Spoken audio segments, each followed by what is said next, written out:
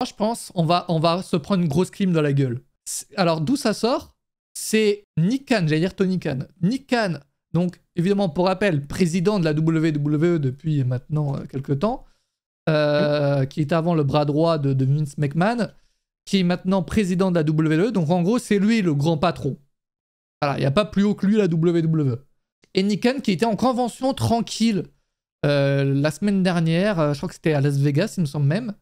Et oui, c'est ça, à Las Vegas.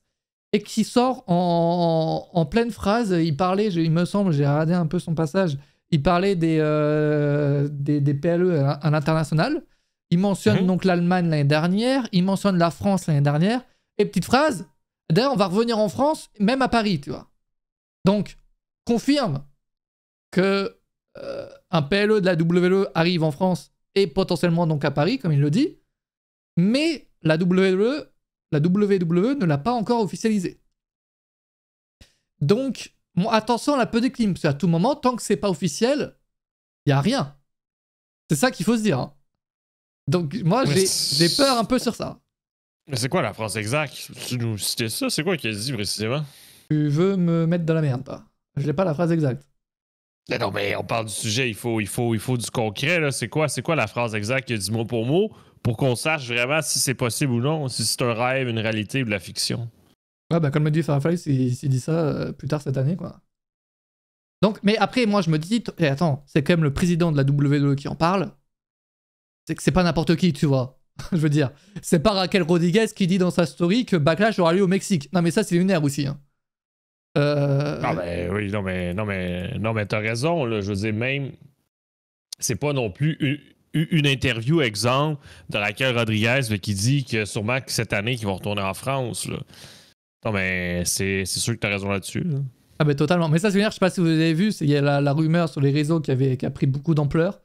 Jusqu'à ce que même Bad Bunny en parle, et que derrière, t'as même Raquel Rodriguez qui met ça dans sa story en mode show WWE au Mexique en 2025, Backlash, donc la fausse rumeur qui était sortie, la fake news, et c'est totalement lunaire, parce que genre c'est dire à quel point en interne, genre l'info ne circule pas, quoi. Si même eux ne le savent pas, ils pourraient très bien regarder. Tant que la WWE ne l'annonce pas, bon ok, c'est pas annoncé, tu vois, c'est pas officiel. Mais si même ils avaient un doute, ils peuvent très bien envoyer un message très facilement à la WWE, quoi. Je veux dire, ils ont des contacts, je pense, les catcheurs et catcheuses. Donc ça, c'est vraiment lunaire. Que même les catcheurs ne partagent des fake news comme ça. Bref. Salut Floppy. Mais en tout cas, là, oui, pour le show de la WWE en France, en vrai, moi, je parle de clean. Mais c'est sûr et certain qu'il n'y en aura pas. Pourquoi? Parce que, je le dis, moi, je parle de Money in the Bank à Paris, les gars, depuis plusieurs mois. Et ça s'est confirmé avec le fait que pendant la tournée européenne, ils ne reviennent pas en France. Donc, en vrai, ça ne m'étonne pas. Mais au moins là, c'est plus ou moins officiel. Et donc, ça fait plaisir. Et je m'attends en vrai, à quel show vous vous attendez le chat en France? Moi, je m'attends à Money in the Bank. Donc, en juillet, ça serait. Money in the Bank en juillet. Mais d'ailleurs, t'as vu, on parlait il y a quelques semaines, plusieurs mois, quelques mois, je ne sais pas quand exactement. On parlait du fait que Netflix allait avoir son mot à dire sur les PLE sur les PLE de la WWE sur les lieux. Et du coup, j'ai été quelques doutes sur le fait qu'il n'y en ait aucun en France vu que on n'a pas la WWE sur Netflix. Bah, comme quoi, c'est pas non plus un énorme facteur. J'imagine qu'il y en a, ils jouent, ils auront leur mot à dire sur certains PLE, mais pas tous. Quand tu y penses, ça n'a aucun sens. Ça. En vrai, oui, parce que je me t'ai dit, en fait, le principal diffuseur, c'est Peacock en réalité. Hein? Le principal diffuseur des PLE. C'est Netflix. Ben non, c'est Peacock aux États-Unis. Aux États-Unis, oui. Ah, c'est le plus gros, je pense qu'ils font plus de viewers aux États-Unis que partout à travers le monde, honnêtement. Et on t'abuse. Je sais pas. T'es en train de dire qu'une plateforme d'un pays fait autant de vues que tout à travers le monde? Ah, aux États-Unis, la WWE est surtout positionnée aux États-Unis. Regarde, tu regardes Raw la semaine dernière sur Netflix a fait 3,9 millions de vues en une semaine. Ça m'étonnerait pas que les 3/4 viennent des États-Unis. Ben non. On n'a pas les chiffres là, pour le coup là. On a que les chiffres à travers le monde, mais on n'a pas les chiffres qu'aux États-Unis malheureusement. Non, mais quand j'ai regardé, Raw est en meilleure position au Canada mais qu'aux États-Unis hier. Non, ils étaient tous les deux premiers. Non, mais versus les séries. Là. Ils étaient tous les deux premiers. Non, mais quand j'ai regardé hier, non. Non? Avant-hier. Avant-hier, ben c'était la semaine d'avant. Ah, la semaine d'avant. Oui, peut-être sur la fin, oui.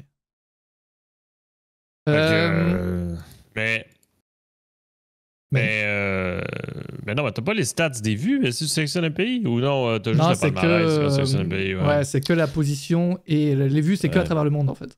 Mais non, mais pour moi, ben, ça reste que c'est quand même un non-sens. Là. Même le Raw en Belgique, pour moi, ça reste un non-sens aussi. T'sais, parce que le but là, ben, de faire ces shows-là là, un peu partout, là, ben, c'est de dire aux fans dans la salle, regardez, on est diffusé sur Netflix en même temps, si vous le saviez pas. T'sais, parce qu'il y a des fans dans la salle qui vont juste au show puis ils connaissent un peu le catch de loin sans vraiment s'y intéresser chaque semaine. Fait qu'en même temps, ben, ça permet de dire, ben, regardez, maintenant c'est sur Netflix, viens nous regarder sur Netflix chaque semaine. Ben, je trouve ça un peu absurde qu'il y ait en Belgique ou qu'il y ait à faire un PLA en France, puis que dans la salle, ça soit écrit Netflix partout, ben, que tu peux même pas le regarder sur ton Netflix. Je suis totalement d'accord. Ouais, mais même attends, en Italie, ils y vont. Ou pas, oui, ils y vont. Et même en Italie, c'est pas diffusé, tu vois. Donc c'est vrai qu'il y a un peu de non-sens là-dessus. T'as raison. Mais bon, heureusement pour les fans européens, on va te dire. C'est vrai qu'en Europe, en réalité, c'est pas disponible sur Netflix. C'est au Royaume-Uni, quoi. Et après, il doit y avoir d'autres pays, quoi. Mais en Allemagne, ils l'ont. Non, c'est pas dispo non plus. Donc, en Espagne, ils l'ont. Au Portugal. Mais ça, qui a quand même assez. Alors, en même temps, là où la WWE était déjà implantée, avec des contrats télé, bah, qu'est-ce qui se passe, quoi. Exact. Mais bon, mais c'est juste ça que je trouve bizarre là-dedans, là, parce que. Mais surtout Raw en Belgique, où est-ce que c'est vraiment écrit Netflix partout, là, ça c'est vraiment bizarre. Là. En tout cas, oui, j'ai hâte de voir. Mais c'est vrai que la Raw en Belgique ne sera pas diffusée en live en Belgique. Ça, c'est une dinguerie. Là, ben, j'ai hâte de voir comment tout ça va s'organiser. Comment ils vont faire. Dans moins de 2 mois en plus. Hein. La production, je sais pas. Mais c'est bien possible, Bash in Paris. Bash in Paris, moi, vous voulez mon avis, c'est que moi, j'aimerais quand même que ce soit un PLE déjà existant. Comme Money in the Bank ou quoi. Parce que, en vrai, c'était bien Bash in Berlin, tu vois, mais bon, dans 5 ans, on a oublié, tu vois. C'est ce que je veux dire. Alors qu'un Money in the Bank, bah, t'oublies pas, le PLE existe et va toujours exister. Donc, moi, j'aimerais bien que ce soit un PLE déjà existant. Money in the Bank. L'un de mes PLE préférés. Je comprends. Je comprends ce que tu veux dire, parce que ces PLE, ils sont plus importants, mais sur papier aussi. Ouais, mais en même temps, tu vois, plus importants dans les storylines. Bash in Berlin, c'est tellement aussi unique, tu vois, que. Je veux dire, t'as quand même un PLE consacré au pays, quoi, à la ville. C'est quand même assez insane aussi. Mais c'est vrai que vu que ça va exister qu'une seule fois, bah, tu vas l'oublier avec le temps, tu vois. Sorcery, c'est vraiment un PLE de merde, les gars. Voilà, je vous le dis. non, c'est mon PLE. En fait, j'aime bien, mais j'ai pas d'accrochu avec ce PLE. De toute façon, maintenant aussi, il aime bien changer les noms. Là, que ce soit Backlash Porto Rico, Backlash France ou même Survivor Series cette année, c'était Survivor Series Canada. Je veux dire, il aime bien rajouter les petites mentions pour les pays maintenant. Donc, bon. Ouais. Même, tu vois, maintenant, même, je crois qu'ils le font même pour NXT et tout. À chaque fois, en haut à droite, boum, la petite mention de la ville. À chaque fois. Ouais. Et même aussi, alors je sais pas s'ils l'ont fait aussi cette semaine, mais. Même pendant le show, maintenant, ils mettent le nom de la ville en gros. À la fin des shows aussi, depuis genre 2 semaines, ils disent la semaine prochaine, ce sera dans telle ville. En bas, t'as un petit bandeau sur ça. Donc, c'est ça aussi, bah, c'est bien, parce que c'est vrai que c'est cool aussi, ça, pour les villes, pour les fans qui disent ah oui, putain, c'est dans ma ville, c'est cool. Ouais, ce Saturday Night's Main Event, ça sera sur la chaîne YouTube de la WWE. Donc ça confirme qu'Abien n'a pas les droits. D'ailleurs, ça aussi, ça c'est très bizarre. J'ai regardé vite fait un extrait d'un show d'un Raw, d'un SmackDown diffusé sur Abien. Et t'as Christophe Ajus qui avait dit que ce show-là allait être diffusé sur Abien. Et en final, non.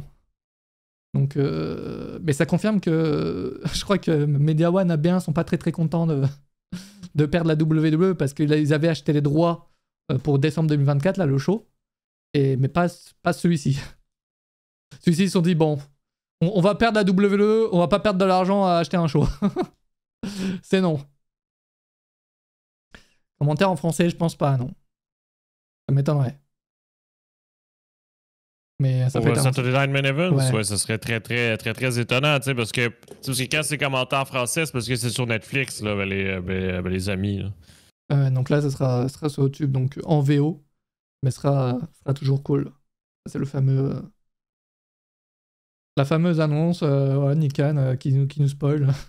En vrai, attends, genre le gars, genre le gars, il spoil... C'est normal, quoi. Il en a rien à foutre, quoi. Genre, c'est bizarre, non? Bon, oui, certes, il spoil pas non plus WrestleMania 32, tu vois, 42. Mais le gars, genre, il spoil tranquille son propre truc.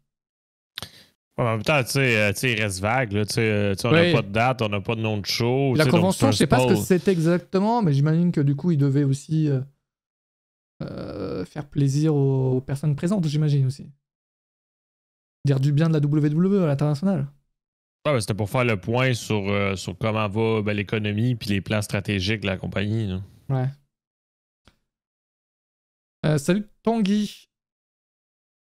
C'est quoi ce Beans? En gros, pour rappel, Saturday Night Main Event, ce n'est pas un PLE, c'est un show payé par une chaîne de télévision, un groupe aux États-Unis.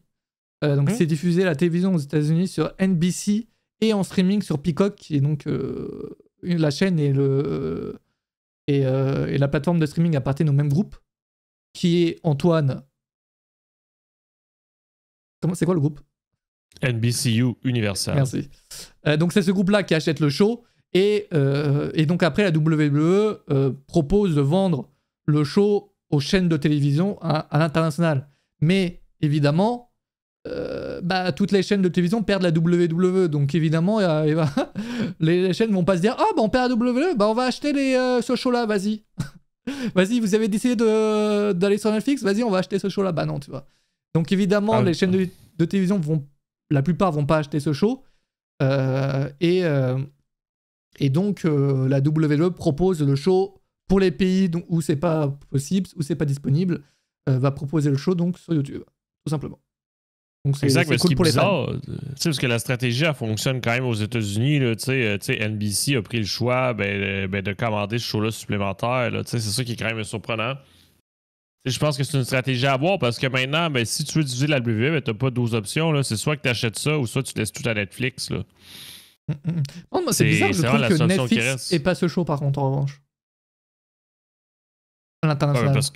Ouais, c'est que le show, visuellement, il est vraiment commandé par les chaînes. C'est que ça fait même pas partie du package acheté par Netflix. Quoi. Ouais, mais je pense que ça va être le dernier aussi. Il n'y a pas de rumeur qu'il y en aura un autre cette fois-ci. C'est vrai que pour le moment, on s'arrête là-dessus aussi. Dégoûté, ça fait trop loin pour moi, Paris. Ah ouais, c'est un petit train. 3 heures de train, peut-être, non? Combien en train? Perso, j'ai abandonné à bien. Netflix, c'est trop bien. Mais bien sûr, Netflix, c'est incroyable. Moi, je me régale à regarder tout en live et le lendemain, etc. C'est Avec NordVPN, point d'exclamation VPN dans le chat, pour ceux qui n'ont toujours pas. C'est un Battle of the Belt-like. Ouais, c'est ça. C'est un show... Bon, on l'a vu là en décembre, c'est que le show n'était pas non plus très très important, c'est un minuscule, Antoine. Pourquoi sur ton titre du live c'est en majuscule? C'est une question que je me pose. Je me demandais ces dernières semaines si ça fonctionnait même en majuscule ou en minuscule. Et là, au moins là, on a la réponse. C'est ouf d'avoir mes bangs en France. Les gars, j'en suis sûr qu'on parle là-dessus. En fait, s'ils font ça à Paris, c'est que je pense... Moi, je me dis, l'avantage qui a eu lieu Backlash à Lyon, c'est qu'ils reviennent en France. Parce que s'ils avaient fait Paris l'année dernière, est-ce qu'ils reviendraient cette année? Moi, je ne pense pas en réalité. Je ne pense pas. C'est sûr que t'es WWE, tu veux faire la capitale, tu vois. Évidemment. Tu veux faire Paris. Donc, une fois qu'ils auront fait Paris, là, je suis pas sûr qu'ils reviendront en revanche. Mais à moins que ce soit un énorme succès, que ça leur apporte full thune et qu'ils reviendront du coup, comme le fait l'UFC, ils reviennent à Paris, j'ai l'impression, chaque année. Donc, à moins que ce soit un énorme succès, je m'attends pas à ce qu'ils reviennent l'année prochaine, tu vois. Mais donc c'est cool qu'ils aient fait Lyon, qu'il y ait eu les JO. Au moins là, ça leur donne envie de venir à Paris pour faire la capitale, au moins une fois. Et après, si c'est un succès, on espère tous qu'ils reviendront. Stade de France, non. Moi, je pense que ce sera l'Accor Arena ou la Défense à la rigueur. J'ai regardé un peu les dates pour finir sur ce sujet. Il n'y a pas forcément beaucoup de choses à dire. On en reparlera quand ce sera annoncé. Si c'est annoncé, si on n'a pas de clim. L'Accor Arena, laissez-moi vérifier. Ils ont quoi? Alors, aux alentours de Money the Bank, vu que je suis là-dessus, je pars là-dessus. On a... Hop, je vous affiche ça. On a malheureusement le 1er juillet qui est pris. Donc, le 1er juillet, ça tombe un vendredi. Je pense que s'ils font le PLE, ils feront aussi SmackDown. Donc c'est mort pour le premier week-end de juillet. À l'Accor Arena, je parle bien. Et après le 8, 9, 10, il n'y a rien de pris. Donc, potentiellement, je me dis le 9 juillet à l'Accor Arena. Attends, non, c'est pas ça, j'aurai des août. My bad. Attends, je dis clairement de la merde en fait. Ah non, non, non, ah ouais, je dis de la merde. Non, non, je parlais de la Défense pour les dates. Attends. Laisse-moi regarder pour l'Accor Arena du coup. Non, l'Accor Arena, du coup, 4-5. 4-5, c'est pas pris du coup. Premier week-end de juillet. J'aurai des août comme un connard. Le samedi 5 juillet, effectivement, c'est libre. Why not? Why not? Mais par contre, le premier week-end de juillet à la Défense, c'est pris. De ce que j'ai vu la dernière fois. C'est pas fin juillet, normalement, non, c'est début juillet, pas fin juin. Faut foutre encore plus le bordel qu'à Backlash. Honnêtement, je pense que ça sera le cas. En fait, il y a tout un lore qui s'est construit autour de la foule à Backlash que je ne vois pas une foule silencieuse au prochain PLE en France. Donc là-dessus, oui, il faut... Ce sera peut-être même trop, tu vois. Ça, je ne sais pas. Après, est-ce qu'il y a un trop dans le catch? Moi, j'ai tendance à penser que dans le catch, tout est poussé à fond. Tous les curseurs seront vraiment poussés à fond dans les clichés, etc. Dans le catch, est-ce que plus il y a d'ambiance, mieux c'est? Non, en vrai. Il n'y a pas de trop, moi, je pense. Ah si, d'ailleurs, Antoine, je comprends pourquoi tu disais que la foule de NXT est tachée. Et la pire. Pourquoi? Bah hier, pendant le segment avec Roxanne Perez, Grajade, Bayley, Julia, la foule qui laisse pas les catcheuses parler, tu vois. C'est horrible. Ouais, c'est ça le problème, parce que c'est le même groupe de fans qui est là un peu chaque semaine. Genre, ils sont 10 à faire du bruit, du coup, bah, genre, ils pensent qu'ils sont les meilleurs et tout. En fait, c'est horrible. Parce que ça pourrait être bien, ça. Par exemple, pour Dominic Mysterio, ça fonctionne très bien, tu vois. Mais Dominic Mysterio, ça fait partie de son personnage. C'est quelque chose qui est voulu. Lui-même, quand il se fait huer, il lâche le micro, tu vois. Là, hier, Roxanne Perez, juste, elle voulait enchaîner son script, tu vois, elle voulait parler. Ça faisait pas partie du truc. Et les 10-15 fans de NXT, là, qui faisaient du bruit, c'était horrible. Le pire truc, quoi. Parce que les catcheuses, elles voulaient juste faire le segment. Et je comprends maintenant. Maintenant, je regarde NXT, je comprends pour les fans de NXT, c'est la pire foule. Ah, c'est comme chanter la Marseillaise en plein match. Ça n'a pas rapport. Ça n'a pas rapport. C'est le même principe. Les prix seront les mêmes, je pense, non? Honnêtement, je sais pas. Ben, tu sais, oui et non, parce que le prix, il monte un petit peu à chaque année. Si on regarde le marché, là, à chaque année, ben, les prix des billets, ils montent un peu. Là, donc, je pense que ça va être un petit peu plus cher, mais pas grand-chose. Honnêtement, oui. Puis c'est une plus grande arène. C'est Paris, c'est pas Lyon. Donc, forcément, est-ce que ça joue? Moi, j'ai tendance à penser que à Lyon, il devait avoir 3 fans lyonnais et que la plupart venaient des 4 coins de la France, tu vois, en réalité. Donc, Paris, je pense que ce sera plus ou moins la même chose, mais forcément, c'est plus facile d'aller à Paris qu'à Lyon, je pense. Peu importe où tu habites en France. Donc, forcément, il y aura plus de personnes, plus de demandes, potentiellement. Je ne sais pas. Non, mais je pense aussi, je veux dire, c'est le même principe ici, là, c'est plus facile de se rendre à un show à Montréal avec un show. D'ailleurs, c'est quand le prochain show à Montréal, Antoine? On vit dans un monde où alors attention, on commence à avoir plus de shows télévisés en France qu'à Montréal. C'est quoi, t'as fumé, t'abuses, t'en as eu un, calme-toi, là. Calme-toi. Bah, deux potentiellement. Non, mais c'est pas dans la même année. Oui, mais dans cette période-là, t'en as eu combien? T'en as eu 0 en fait depuis Backlash, en vrai, non? Ah si, il y a eu un Raw? Oui, il y a eu un Raw, c'est vrai. Bah, on a eu un SmackDown, donc ça équilibre les choses. Ouais, ben il y a eu un Raw, c'est vrai. Fais partie de tes 3 fans, let's go. Avec, avec la fameuse entrée de Sami Zayn. qui est incroyable. En vrai, je me demande vraiment combien de Lyonnais étaient sur place pour Backlash. En vrai de vrai. Ah ben t'abuses, là, 3 fans. Non, mais évidemment plus. J'exagère, évidemment. Mais moi, je pense vraiment que oui, la plupart des fans je dis, des 4 coins de la France. Je veux dire, mais quand c'est dans ta ville pis t'es fan de catch, t'as pas le choix d'y aller. Là. Je veux dire, t'as même pas besoin de prendre congé pour y aller. Je veux dire, il faut y aller. C'est sûr. Pour y avoir Philippe Chiro pour Money in the Bank. En vrai, les gars, c'est tellement chelou ce qui se passe avec les commentaires, les amis, sérieusement. C'est que là, actuellement, donc bien continue à diffuser la WWE jusqu'à la fin du contrat. Après, visiblement, on commence à croire, évidemment, de plus en plus que ce sera la fin, et la fin potentiellement du duo Philippe Chiro, Christophe Ajus. Moi, je me dis en vrai que du coup, en fait, au final, en fait, ils sortent leur livre pour ça, au final. Pour la fin du duo. J'ai l'impression. Donc moi, je pense qu'à la fin de leur livre, ça sera écrit merci pour toutes ces années, c'est la fin du duo, tu vois, un truc genre. Aucune idée comment ça sera écrit, évidemment. C'est quand le livre sort? En mars. Genre, profitez de cette année, c'est la fin. Aucune idée, tu vois. Merci de nous avoir suivis pendant toutes ces années, pendant 25 ans. Un quart de siècle. C'est vrai que s'il sort en mars, mais théoriquement, c'est peut-être à la fin du contrat. C'est vrai que... Non, peut-être pas à la fin du contrat, mais en tout cas, mars de cette année? Oui, mars de cette année-là. Ah, ok, oublie ça. Oui. J'ai rien dit. Vous avez pris le livre? Oui, bah oui, moi, évidemment, je l'ai pris, évidemment. Et puis 25 ans pour terminer, c'est beau, oui, 25 ans, là, c'est énorme, 25 ans. T'imagines, toi, un quart de siècle? Est-ce que vous connaissez des personnes depuis un quart de siècle, honnêtement?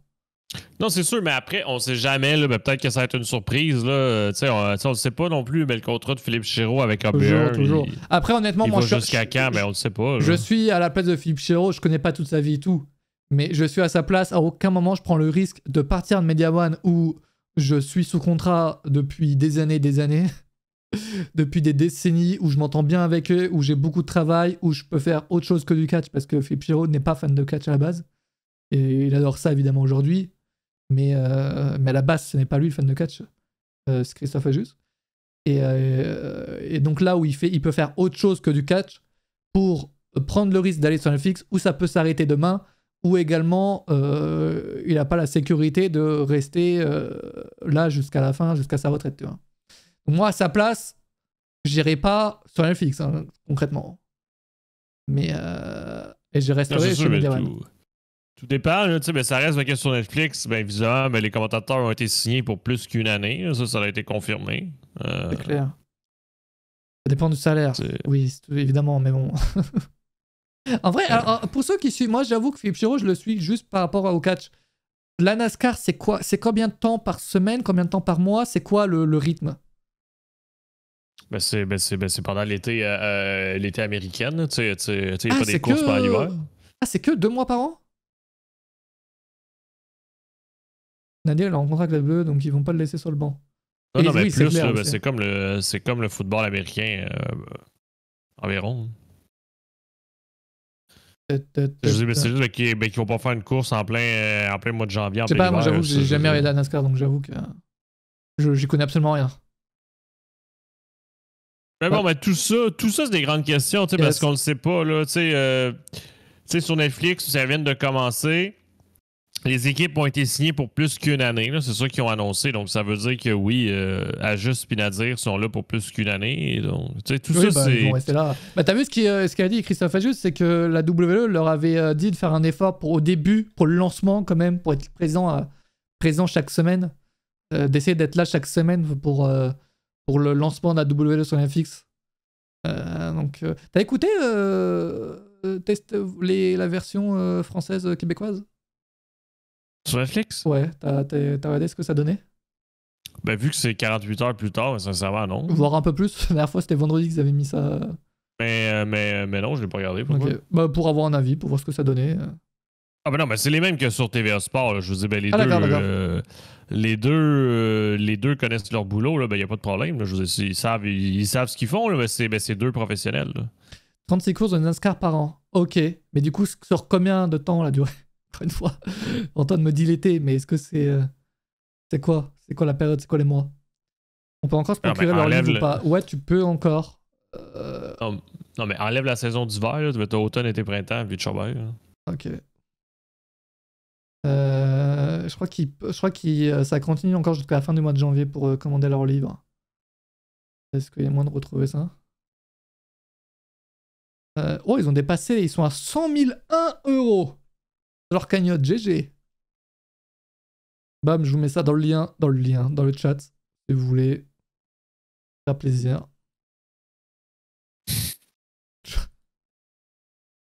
NASCAR, c'est du 2 février au 2 novembre. Ok, quand même. Quand même.